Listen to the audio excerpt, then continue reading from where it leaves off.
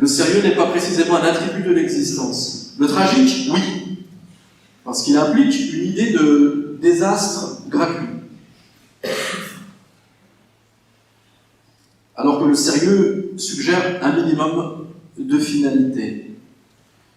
Or c'est l'attrait de l'existence de n'en comporter aucune. Alors il faut que je vous explique un peu ce texte, là il est dense, hein. Mais peut-être reprendre ça, l'existence elle n'est pas sérieuse. Ça c'est le deuxième point sur lequel il faut vraiment insister. L'expérience n'est pas du tout sérieuse. L'expérience nous enseigne que la vie elle est tragique. Et dit-il, le tragique c'est quoi? C'est un désastre gratuit. D'ailleurs, on ne s'imagine pas qu'il existe quelque chose comme le déclin. On ne s'imagine pas qu'il existe quelque chose comme peut-être l'oubli, le rejet, l'abandon. Hein. On s'imagine que ça va durer tout le temps comme ça. Ça va durer encore longtemps. Hein. On s'imagine même qu'on est immortel. Hein. Et au fond, ce que commence par dire ici Sioran en vieillissant, il dit non, si vraiment on essaie de voir la vie, il ne faut pas la prendre vraiment très au sérieux. Parce que ce qui qualifie la vie, c'est quoi? Eh bien, nous dit-il, c'est un désastre gratuit. J'aime bien le mot de désastre gratuit. Hein. Alors, des fois, il faut du temps pour arriver à comprendre ça. Hein. Il faut du temps pour se rendre compte qu'on est mortel, au fond. Hein. Parce que très souvent, nous vivons comme si nous étions immortels, et nous vivons comme si nous étions habités par une mission, voire par un projet. Et il y a des gens. Alors on se rend compte qu'ils sont vraiment dans le délit du rapport à l'existence, hein, parce qu'ils ont un projet, parce qu'ils se prennent très au sérieux, et parce qu'ils s'imaginent que ça va durer fort longtemps comme ça, et que jamais il y a un désastre qui les guette. Et au fond, si on nous dit, rentrer dans l'existence, il faut beaucoup de temps pour ça, rentrer dans la lucidité, ben c'est rentrer dans une situation dans laquelle j'ai compris que la vie elle est marquée au saut de ce désastre qui ne rime à rien. Le désastre il est là, il survient. Et c'est incompatible avec le sérieux, car, je le cite encore, le sérieux suggère un minimum de finalité. Quand il dit de la finalité, c'est du projet. Au fond, on pourrait dire que le jeune, ce qui le caractérise, et c'est pourquoi il est urgent de l'exterminer. Mais ce qui qualifie le jeune, vous voyez, il est habité par le projet, et il est habité par l'idée qu'il y a des finalités, il y a des finalités à l'existence. C'est-à-dire, tout s'inscrit dans un régime qui est un régime programmatique. Et ce qui qualifie le vieux, c'est qu'au niveau du projet,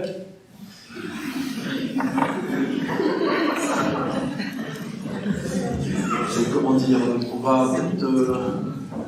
c'est pas très très sérieux. Et Sioran, au fond, là, il met le doigt sur un deuxième élément qui est très intéressant, cette idée de la finalité dans l'existence, qui est associée au sérieux dans l'existence, qui est le propre de la pensée jeuniste. Il la retrouve aussi chez un philosophe qui s'appelle Kant. Kant, du temps où il est ardent, plein d'allant, il écrit notamment des textes sur ce qu'il appelle la théodicée rationnelle. Et la théodicée rationnelle, c'est très intéressant, ça vise à dire quoi? Ça vise à dire théos, dike, théos en grec. Dieu, très bien. Dike, la justice, hein, c'est-à-dire il y a une justice divine à l'exercice dans le monde. Et cette justice divine à l'exercice dans le monde, il est facile de la repérer parce que le monde obéit à un plan rationnel. Les théodicées, c'est toujours rationnel. Dans le monde, il n'y a pas la place pour des accidents. Dans le monde, il n'y a pas la place pour le mal. Ce qui vous semble être un mal à votre niveau est un bien à grande échelle. Et c'est la raison pour laquelle, au fond, le monde, il obéit à un régime qui est un régime de providence. Et la providence, c'est quoi? C'est le dessein, c'est le projet que Dieu a pour le monde. Et bien, ce dispositif-là, dispositif théologique, et bien, il s'est transposé aussi aujourd'hui dans un autre champ. Et je crois que c'est le champ de la technique. On s'est débarrassé de Dieu, on s'est débarrassé de l'idée selon laquelle il y a un enchaînement rationnel et logique des choses qui arrivent inéluctablement à une programmatique, et cette programmatique, c'est le bien. Ça, c'est l'idée théologique. On s'est débarrassé de Dieu, on est dans une société laïque, Et en fait, à la place, qu'est-ce qu'on a substitué? On a substitué en fait tout un discours qui est un discours techno-rationnel. Et le discours techno-rationnel, il dit exactement la même chose aujourd'hui. Il dit, il y a la science, il y a la technique, il y a peut-être des problèmes dans la vie, mais en fait, par la science et par la technique, on entendra toujours les résoudre. Et même si parfois la science ou la technique cause du problème ou du mal, eh ben, il faudra un peu plus de science ou un peu plus de technique pour le résoudre. Et ça, c'est un discours qui est très prégnant aujourd'hui. C'est un discours qui considère qu'en définitive, il peut y avoir un rapport à l'avenir, il peut y avoir un projet pour une personne dans un service, par exemple, et on peut inscrire cette personne dans un projet, on peut l'inscrire avec toute une série d'objectifs et de finalités qu'il a à atteindre les unes après les autres, à travers une série de protocoles, et ces protocoles, ils sont référencés, identifiés à travers des grilles qui sont des grilles techniques. Et le deuxième élément, c'est au fond la toute-puissance des finalités techniques, la toute-puissance des protocoles, la toute-puissance des procédures, qui font que peu à peu, le soigné disparaît dans tout ça. Le soigné, il a complètement disparu. Le soigné, d'ailleurs, il est objet de soin. Et lui, il dit, mais moi, j'aimerais être un sujet. J'aimerais pas être un objet. Il est objet de soin, il est répertorié, identifié, quantifié, mesuré. Les étapes sont données. Et lui, il ne cesse de dire, j'aimerais tellement échapper à ça. J'aimerais tellement être celui qui n'est pas celui qui est pris en charge par quelqu'un qui me donne des soins, mais j'aimerais tellement qu'on prenne soin de moi. Et souvent, prendre soin de soi, c'est peut-être essayer de dire, peut-être qu'on va essayer d'échapper à un cadre protocolaire qui, peut-être en donnant des soins, ne prend pas soin de la personne. Parce que la personne, elle n'est pas protocolisable, parce que la personne, elle est un être singulier. En tant qu'elle est un être singulier, elle ne peut pas rentrer dans des cadres qui sont des cadres de la reproduction technique et rationnelle, parce que la reproduction technique et rationnelle, comme tout principe scientifique, elle s'inscrit dans le champ de la généralité, alors que la personne, elle s'inscrit dans le champ de la singularité. Quand Sioran, il nous explique comme ça qu'il faut peut-être, quand on est vieux, on a saisi qu'il faut en finir avec l'esprit de sérieux, qui a un rapport rationnel et finaliste à l'existence. Et il faut admettre que l'existence, elle est peut-être marquée au saut de ce qui n'est pas rationnel, au saut de ce qui ne s'inscrit pas dans le protocole, au saut de ce qui ne s'inscrit pas dans une technicité. Moi, ça me fait assez bien penser, au fond, à ce que Montaigne essaie de penser de sa vie à lui, quand il essaie un petit peu d'y voir plus clair sur lui-même. Et vous savez, il dit ces deux choses-là qui sont intéressantes. Il dit, en fait, je vis par saut et gambade. C'est une belle, très belle expression. Je vis par saut et gambade. C'est-à-dire, il est incapable dans sa vie d'avoir un projet, quoi. Mais enfin, faut quand même admettre cette chose-là, c'est que la majeure partie de ce qui nous constitue notre existence, c'est quoi? C'est des sauts, c'est des projets. Il y a des gens qui vous disent, le projet de la vie, c'est en marche. En marche.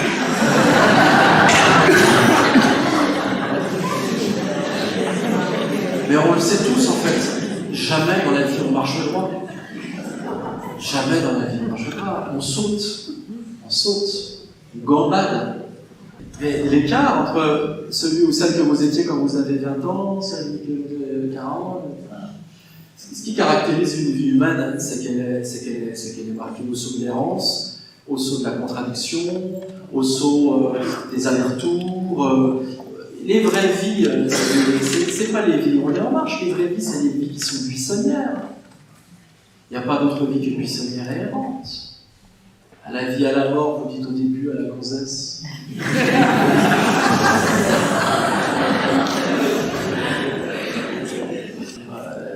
La vie affective, la vie amoureuse, la vie professionnelle, la vie politique, ça justement, c'est cette disposition surprenante qui fait que sans cesse au fond, on échappe au protocole qu'on s'est imposé à soi-même. Sans cesse, au fond, on échappe à la vie qui pourrait être réduite à un ensemble de procédures qui pourraient elles-mêmes être, réductibles à une série de techniques à mettre en place.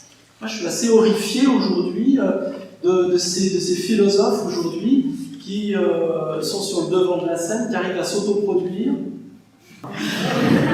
Mais tu vois, il faut optimiser l'existence, il faut que la vie soit la joie, il faut... Les mecs qui font du développement personnel, quoi. Les mecs qui considèrent qu'il peut y avoir un trajet, un projet, une programmatique, alors que le meilleur maître, c'est Montaigne, qui écrit des essais. Et quand il écrit des essais, qu'est-ce qu'il veut nous dire avec un titre pareil? Et il met un S à essai. C'est qu'il essaie de comprendre comment ça marche, lui. Et il n'y arrive pas. Et au moins, il est honnête, son bouquin, il l'appelle Essai. C'est un vache de gros bouquin. Alors, je vous le spoil. Mais en fait, si tu achètes ce bouquin, ça marche pas. C'est l'anti-Frédéric Lenoir. Tu dis, mais c'est quoi ce bordel? Franchement, tu me montrais. Le mec, il te parle des cannibales, après il t'écrit des pages incroyables où il dit faites l'amour avec des culs de jatte, c'est les femmes les plus exceptionnelles du monde. C'est dingue. Après, il t'écrit des pages formidables en disant après tout, les animaux sont peut-être doués non seulement de sensibilité, mais de conscience, qu'est-ce qu'on en sait? Après, il fait l'apologie du scepticisme en matière de religion, alors qu'il est en plein dans un siècle qui est un siècle de guerre de religion. C'est un mec admirable, mais quand tu sors du bouquin, tu dis mais j'y comprends rien. Mais c'est très honnête parce que Montaigne non plus, lui, n'y a jamais rien compris. Parce que la vie, c'est des sauts et des gambades. Parce que la vie, c'est pas des projets. Parce que la vie, pour continuer avec Montaigne, c'est quoi? C'est vivre à propos. C'est vivre à propos. Dans l'instant où je vis une chose, absolument la savourer. Mais qu'on arrête de me faire croire qu'il faut partir en marche quelque part et qu'il y a des projets, des protocoles et des procédures. Et le drame, des fois, c'est que les soignants, ils rentrent dans la salle du mec, ils rentrent dans la salle de la vieille dame, comme ça, et ils commencent à tout décliner les protocoles, et ils commencent à tout décliner les projets, et ils commencent à dire, justement, en marche vers quoi il faut aller. Et en fait, la vieille dame, le vieux monsieur, il n'a qu'une envie. Et ça fait bien longtemps qu'il écoute là, le jeune interne brillant, qui a du ventre plat, parce que le soir, tu sais, il va à la salle de muscu. Parce qu'il entend être performant sexuellement aussi. Parce que lui, la panne, il la connaît pas, et il n'a qu'une peur, c'est la connaître un jour, tu vois. Et bien, face à cette affaire qui commence à établir des protocoles, avec des mots précis, avec des mots qui commencent à parler de quelque chose qui est de l'ordre du programmatique, en face qu'il a une personne qui a compris qu'il ne faut pas prendre ça au sérieux, qui est infiniment plus sage, infiniment plus lucide, et qui a compris que s'il y a une chose à faire de l'existence, c'est quoi? Ben, s'il y a une chose à faire de l'existence, c'est à la vivre à propos. Et la dame et le monsieur, de quoi elle a envie? Elle a envie d'être dans le jardin et de profiter du soleil. Elle a le monsieur, vous prenez qu'elle a envie d'être avec le soignant qui commence à être assommant avec ses protocoles. Elle n'a qu'une envie en fait. C'est que la petite coiffeuse qui est passée dans le service, elle revienne. Et puis qu'elle lui fasse une mise en pli avec le peu de cheveux qui lui reste. Plus important, c'est pas le peu de cheveux qui lui reste. Plus important, c'est de papoter. Papoter de tout et de n'importe quoi. Par saut et gambade. Parce que quand on est par saut et gambade, quand on papote et qu'on dit tout et n'importe quoi, alors on existe pleinement en tant qu'humain. C'est pas dans la programmatique, c'est pas dans le projet. Et c'est peut-être que là aussi, il y a un quiproquo, une cohérence ou une confusion entre le soignant et le soigné, dès lors que le soigné est en grand âge, parce que le soigné n'attend pas le protocole. Le soigné n'attend pas le projet. Le soigné, ce qu'il entend, c'est une vie à propos. Et ce qu'il aimerait, c'est une relation à propos. Et est-ce que la relation elle est vraiment à propos quand on parle de projet avec un personnage? Est-ce que la relation elle est vraiment à propos quand on parle de procédure avec un personnage? Le patient il me dit non. Et en fait, lequel des deux est le plus frivole? Le plus frivole, c'est le plus sérieux. Et le plus sérieux, c'est le plus frivole. Vous voyez la jolie leçon de vie ici qui nous est donnée?